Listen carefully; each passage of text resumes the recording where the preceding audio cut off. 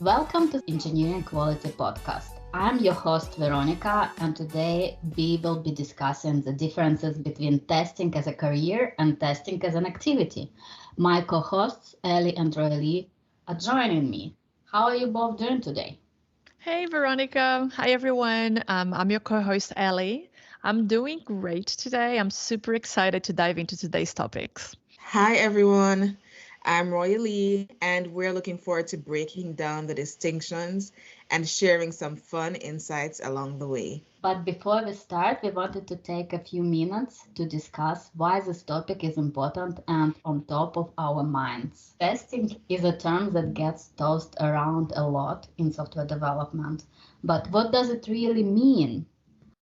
The verb to test means to evaluate or examine something that determine its quality, functionality, performance, or reliability. In various contexts, testing can involve different activities such as running experiments, conducting trials, writing automated checks, or performing verifications to ensure that a product, system, or a process meets specified requirements or standards, functional and non-functional. What I'm saying is that testing is not just the domain of testers. Almost everyone on the team plays a part in testing software. This often leads to confusion about the actual role of professional tester and the boundaries of testing activities within the team. So, who tests what and when? Clarifying the definitions and boundaries of testing is crucial because without it, misconceptions can make testing a chaotic process for everyone involved. Exactly, Veronica. So, in an agile team, like I said, everyone from engineers and testers to designers and product owners, everyone has a hand in testing. Each member contributes to different types of testing, right? So each one of them brings a unique perspective and a unique expertise to the table. And while every company might have its own approach and its own definitions to testing, the essence really remains the same. That is why it's so important for us to understand the difference between testing as an activity that everyone in the team participates in and testing as a career. And what is the role of the tester, or what should be the role of the tester, is a question that I get asked often. Right, that is so true, Ali. And, we have seen many cases where, because of misunderstanding this distinction across all levels in an org, testing is seen as just a box to check in the development process owned solely by the tester. Or even other scenarios where companies are not willing to invest in hiring professional skilled testers. And so today, we will bring clarity to the roles and responsibilities related to testing in the software development lifecycle. We will explore testing activities for each team member and discuss how professional testers support the team in achieving its quality goals. So let's start from engineers. Engineers primarily handle unit testing, which validates the functionality of individual software units or components. They also participate in integration testing and, depending on the team, may be solely responsible for it. In some mature agile teams, this step is shared between engineers and testers, leading to great results. Engineers sometimes collaborate with testers on end-to-end testing as well. Additionally, engineers are always involved in code reviews, which include verifying code against agreed standards and, in some cases, running the application to observe the effect of proposed changes.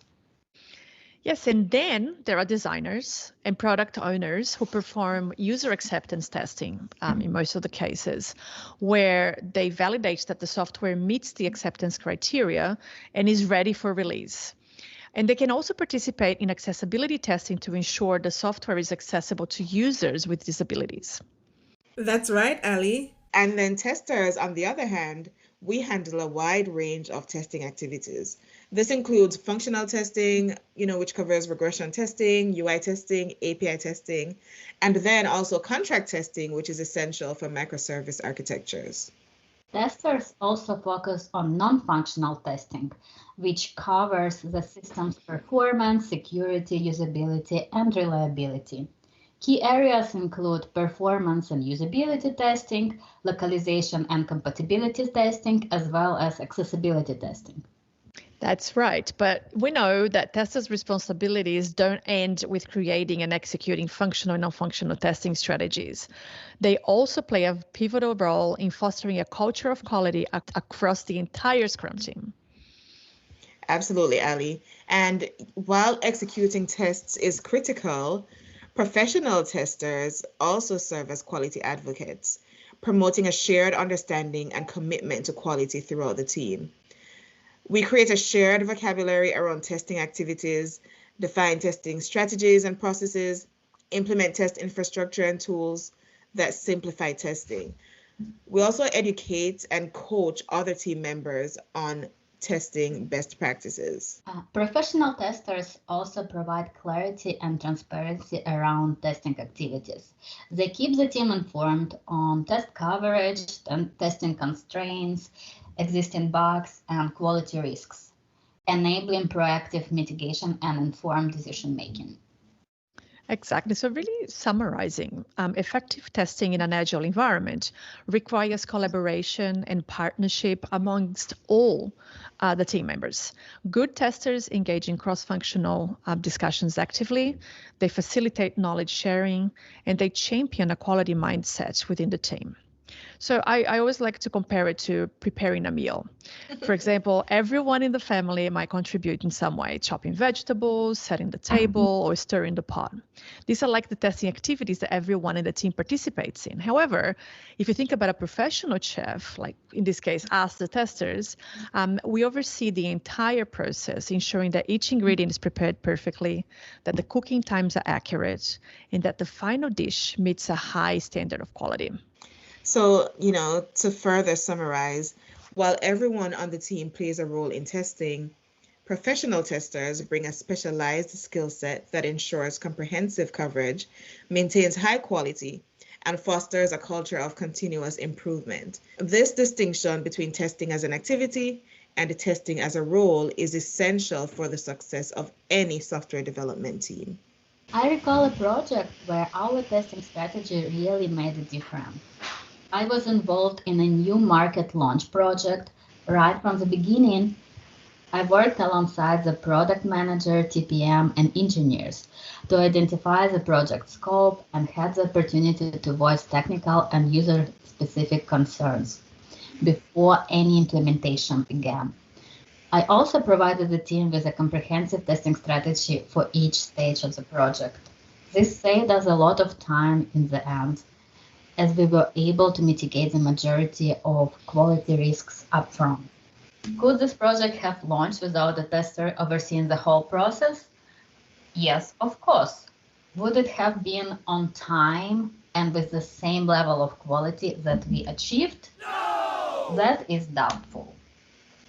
This example highlights that a tester's expertise is crucial during the software development period. It's even more beneficial if a tester is involved throughout all development stages, not just during test execution. This approach saves time and money for the company and gives the team confidence in the end product. I love that example, Veronica. Would you mind sharing with us what is one of those quality risks you are able to mitigate upfront? Of course, that's a great question, Ellie. This project was the German market expansion, which was our first time translating the entire application into another language.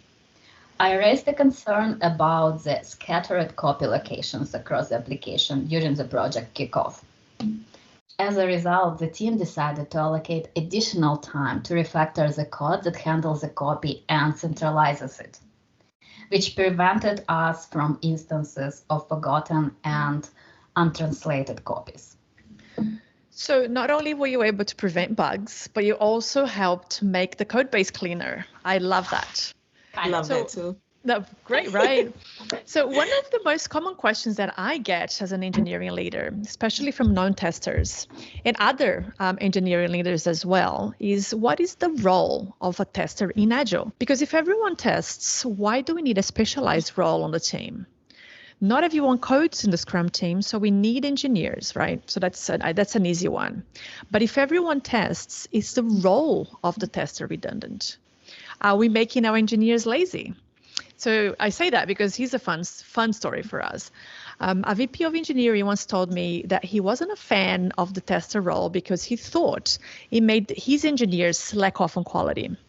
According to him, having a dedicated tester meant that engineers relied on someone else to find their mistakes. And don't get me wrong, that can happen, and I've seen it happen. I'm sure you have too. Yes. However, Yes, for sure. when the role of the tester is being fulfilled to its capacity, we are able to do much more than just finding bugs. Like the example you just had, Veronica, it's really a great example of that. We can help the team to avoid bugs in the first place by providing the processes and the tools that the engineers need to avoid defects or to catch them as early as possible. We've all heard the phrase shifting tests left. Well, that's at the core of what I'm trying to say here. Testers help teams find bugs early in many different ways, by discussing testability before a single line of code is written, by reviewing unit tests when engineers publish new code, by planning and optimizing the test environment in advance, and there is many other proactive measures that we do take on a day-to-day basis. So no, the role of the tester in Agile is not redundant. Like the example you gave, Veronica, it's essential for maintaining high standards and ensuring a smooth, quality-driven development. Testers are not there to clean up after the engineers. They are there to help prevent the messes from happening at all. Well said, Ali. And, I experienced this very scenario in one of my previous teams. I was part of a team that was divided into two sub-teams, and there were over 20 engineers and just one dedicated tester, which was me. This setup meant that one of the teams had to handle their own testing. And naturally, the developers prioritized rapid development, and testing was seen as an afterthought. As a result, the testing was highly inconsistent. Some features were thoroughly tested, while others received minimal attention. Integration testing was often neglected since developers focused on their individual components, and this led to significant compatibility issues among the different features. Deploying new features to production frequently resulted in Sev1 production issues, leading to rollbacks, unhappy customers, overwhelmed customer support, you name it. There were usability problems, missed edge cases, and various other scenarios that should have been tested and were overlooked because developers lacked end user perspective, which is critical for effective testing. Additionally, there were no detailed test plans, test cases, or proper documentation. And all of these issues could have been avoided if there had been a dedicated tester for that team. What a mess. Yeah, really. When the team doesn't have access to a tester's expertise, it can cause noticeable disruptions for everyone. Thank you for sharing. And now it's time to move to the next section, the tip of the day, where we share some insights related to software quality and testing. Ellie, take it away. Thanks, Veronica. So today we're talking about the differences between a use case and a test case, which is, again, it's a very common source of confusion. So let's start from defining what a use case is. So the purpose of the use case is to describe how a user interacts with the system to achieve a specific goal. So it creates a narrative of the user interactions covering main success and alternative paths. For example, you create a title. The title could be user logs into the system, and the steps could be enter a username and a password, and the system validates, and the user gains access to the system. Right. And then as for a test case, the purpose of a test case is normally to verify that a specific feature or function works as expected. And this would normally include detailed steps, inputs, expected and actual results. And then an example of this would be you would have a title, for example, verify login with valid credentials, and then you'd put detailed steps to enter valid username and password, click login, and then the user is redirected to the home page, which would be the expected result. And so to summarize, the key differences between the use case and test cases are that the use cases are user-centric and they're normally broad and generic, whereas a test case is more system or feature-centric, and it's usually more detailed and specific. Thank you, Riley.